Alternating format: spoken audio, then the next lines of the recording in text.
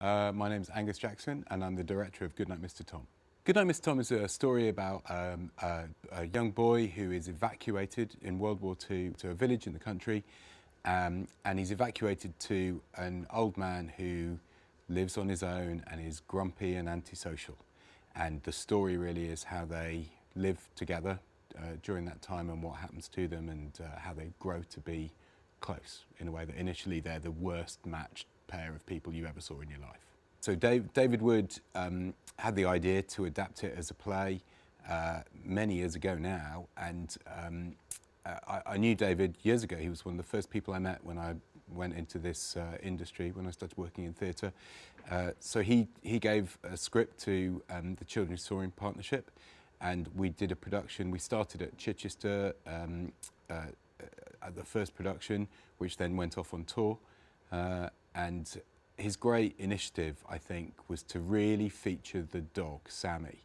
So David's brilliance as an adapter is all about compressing the material and making it a very entertaining evening, but also putting the dog in, which is a puppet in our production. It's a fabulous puppet by Toby Ollier. And David's very much stitched him into all the scenes, which of course is fun. And it's fun when the story gets more serious and more poignant, because you've still got that these same characters, the old man, the boy and the dog. We were up against some very, very strong shows, and we'd been in the West End, in the Phoenix, and we knew it was a cracking show. You know, the audience were really enjoying it, and it's full of music, and there's plenty of other puppets in it as well. But to get the Olivier Award, you feel that it's got this universal appeal. And of course, you know, David and I went up on stage together. We've known each other probably 20 years. He's very much my senior, and to just go up on that stage and pick up that award was very satisfying.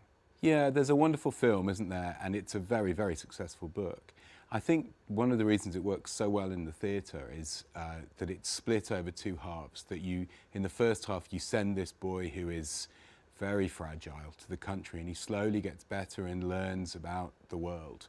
And then, just as the interval arrives, we send him back to London. And for those of you who know the story, all manner of bad things are waiting for him back there.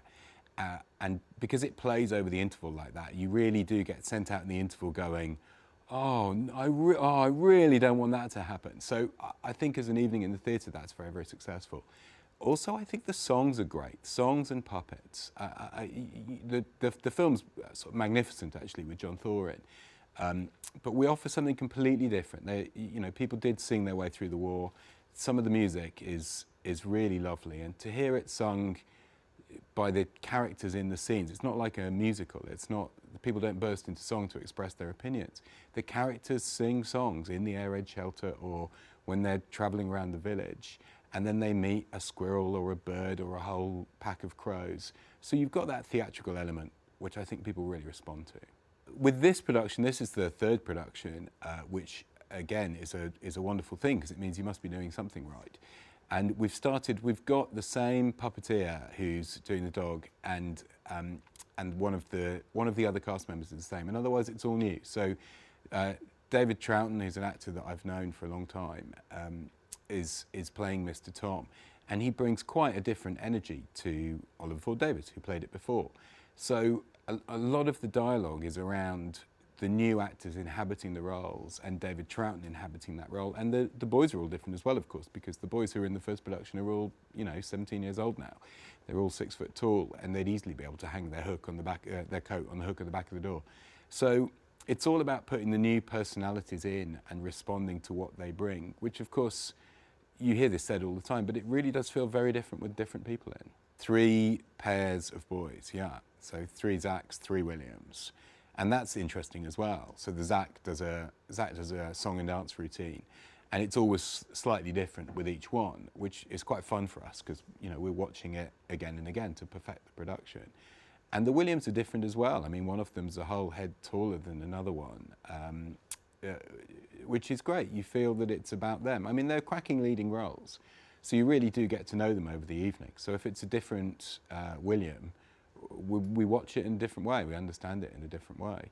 I don't know that that's a challenge. It's a challenge in terms of spending enough time with each and every person, and that's always true when you direct a play, especially these big plays with a lot of people in.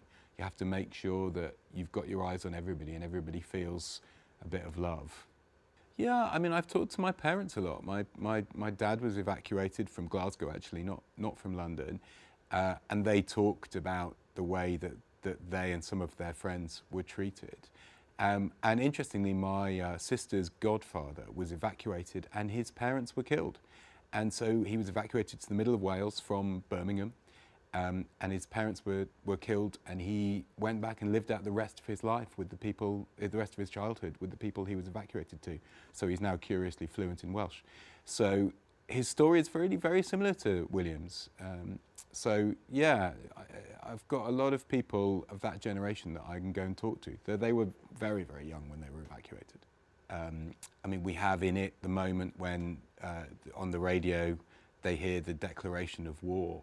And I find myself thinking, you know, what would my mum think listening to this now? And when mum came to the show, it's a remarkable thing to hear that radio. We maybe have all heard it, but you're reminded by going home and seeing your folks in Birmingham and them talking about it, of the first-hand nature of these events. And it's nothing that we can, we haven't experienced it in the same way, and I hope none of us ever will. So I think what it means is you understand those marker points. I always think, you know, one thing about directing plays is make sure that you get the stakes right. It's important, and it's very, very important to me. The story of an old, antisocial, troubled man being brought back into the world by a young boy who himself needs help is a beautiful, mythic thing. There's lots of stories. There's something very elemental about it in terms of humanity. They both start very isolated, and through a series of events, some happy, some tragic, they rediscover their own humanity. And I think in terms of this time of the year, but also in terms of all of the things that are going on in the world at the moment, it shows that we can come back from the brink if we just listen to our own sense of ourselves as human beings and to each other.